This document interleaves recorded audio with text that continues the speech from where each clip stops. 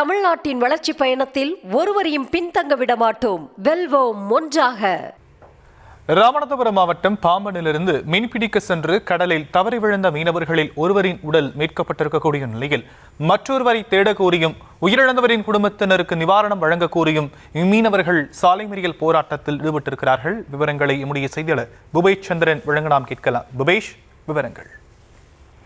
வணக்கம் சியாம். ராமநாதபுரம் மாவட்டம் பாம்பனிலிருந்து மீன்பிடிக்க சென்ற மீனவர்கள் கடந்த 10ஆம் தேதி அதிக காற்றின் காரணமாக படகு கவிழ்ந்தது. 2 மீனவர்கள் மாயமாயினர்.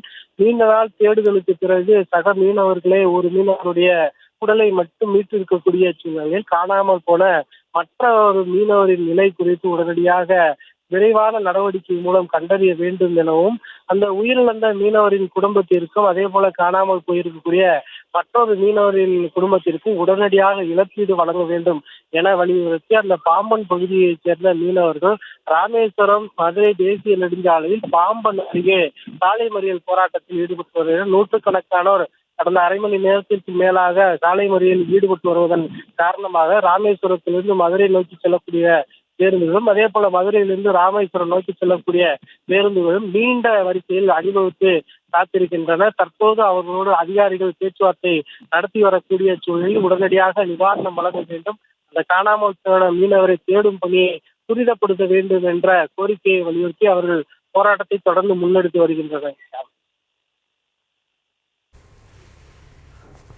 தற்போதைய விவரங்களுக்கு நன்றி புபேஷ். தமிழ்நாட்டின் வளர்ச்சி பயணத்தில் ஒருவரையும் பின்தங்க விட மாட்டோம். வெல்வோம் ஒன்றாக.